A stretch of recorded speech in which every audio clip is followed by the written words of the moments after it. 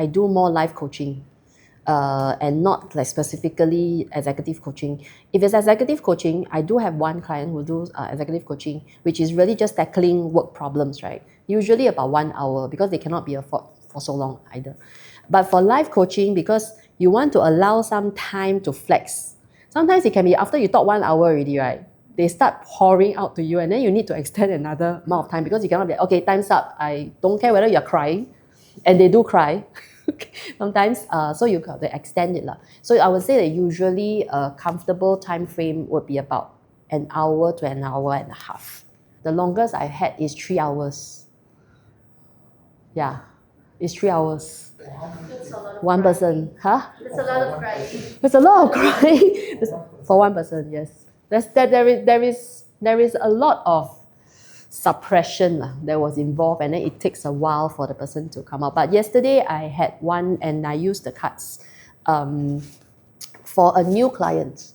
So he came with he came with like, I just want to see how how this works. And so I already done the reading. I already done a 30-minute Zoom session with him to do one basic reading without using the cards. So he was intrigued, and he said he wants a follow-up to deep dive into it. So then I used the cards in person to deep dive with him. So So as he go along, I could sense what was actually in his mind, because through the questions that he asked, I kind of can guess what was the issues then.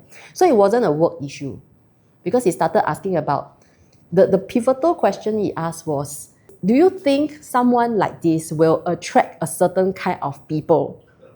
Then I was like, okay, we are touching there, right? Okay, so then that's when then I zoom into his traits that is relating to relationships.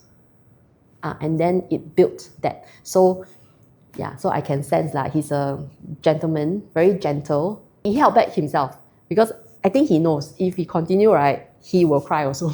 so he also stopped that way. But what he left off with was that added clarity to say that, okay, it's because of the makeup of this, that it's not because I did something wrong. It's just a fit kind of thing, Then at least it gives him some hope that he says that he wants to now move on, and then at least now he knows where the problem is. It's not that he caused certain things, right? So that's the beauty of coaching, I feel, when you just lead the coaches to a certain point where it's like, okay, now I know what to do. We don't have to be the one doing for them. So it's the same thing like you use the cards. You don't have to be the one reading for them. They should be the ones experiencing, and they should be the ones, through questions and so on. So we ask questions and let them get to the aha moment themselves. Like what he mentioned about the whole effort thing, right? He probably had his aha moment, he just didn't realize that it was an aha moment for him. But it explains certain things, right? So then it gives something for them to use and make use of.